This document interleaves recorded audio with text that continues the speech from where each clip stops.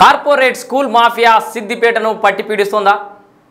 ఓవైపు చదువుల ఒత్తిడి తట్టుకోలేక విద్యార్థులు ఆత్మహత్యలు చేసుకుంటున్న ఉదంతాలు ఏడుకు ఏడు పెరిగిపోతున్న యాజమాన్యాలలో మాత్రం ఎలాంటి మార్పు రావడం లేదు. తాజాగా సిద్దిపేటలోని రావుస్ కాంటినెంటల్ స్కూల్ యాజమాన్యం ఓ విద్యార్థికి టీసీ ఇవ్వకుండా వేధిస్తున్న ఉదంతం బట్టబయలైంది. 10వ తరగతి చదివే ఆ విద్యార్థికి ఇది ఎంతో ముఖ్యమైన విద్యా సంవత్సరం కాగా ఫీజు చెల్లించలేదనే పేరుతో టీసీ ఇవ్వకుండా ముప్పు తిప్పలు పెడుతోంది యాజమాన్యం. సదరు స్కూల్కు ఫైర్ సేఫ్టీ ఉండదు, లిఫ్ట్ ఉండదు, ఎంట్రీ అండ్ ఎగ్జిట్ ఒకే వైపు నుంచి. వ్యాపార సముదాయాల నడుమ తమది ఒక వ్యాపారమే అనుకున్నారో ఏమో. ప్లే గ్రౌండ్ కూడా లేని ఆ స్కూల్కి వేలల్లో లక్షల్లో ఫీజులు తీసుకుంటూ నడిపిస్తున్నారు. ఇరుకైన గదుల్లో రణగొన ధనుల మధ్య చదువులు, పేరుకు సిబిఎస్ఈ సిలబస్లు, కేవలం పోస్టర్లు ఫ్లెక్సీలు చూసే పేరెంట్స్ జాయిన్ చేస్తున్నారా?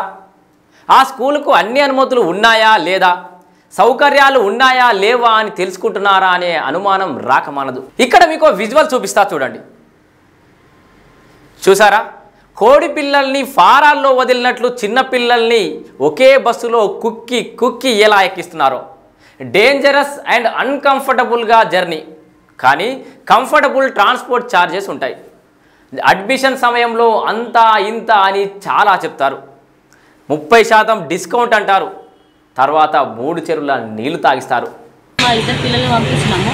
ట్రాన్స్పోర్ట్ ఛార్జెస్ వాళ్ళకు నిల్చుండి వస్తున్నారని వాళ్ళకి ఇబ్బంది. 2 సంవత్సరాల నుంచి ఇబ్బంది పడుతున్నారు. పొద్దున 6 గంటలకు 7 గంటలకు బస్సు ఎక్కితే మళ్ళీ నైట్ 7 అవుతుండే ఇంటికి వచ్చేసరికి. వాళ్ళకి పిల్లలకి ఇబ్బంది అవుతుందని చెప్పేసి నేను పంపించలేను. మళ్ళీ ఫీజులు కూడా 30% అని చెప్పేసి ఇంటి దాకా వచ్చిర్రు. వాళ్ళు మాట్లాడిన విధానం వేరే ఉన్నది, ఇక్కడికి వచ్చిన తర్వాత వేరే ఉన్నది. చదువు కూడా వేరే ఉన్నది. చదువు కూడా ఏం రావడం లేదని చెప్పేసి మా పిల్లలు ఇక్కడ ఇబ్బంది పడుతున్నారని చెప్పేసి మా సొంత గ్రామంలో మేము వేసుకున్నాము. మాకు టీసీ ఇవ్వమని అంటే 2 నెలల నుంచే తినిపిస్తా ఉన్నాడు. ఇంతకీ ఆ స్కూల్ అడ్మిషన్ కెపాసిటీ ఎంత? ఎన్ని అడ్మిషన్లు తీసుకున్నారు?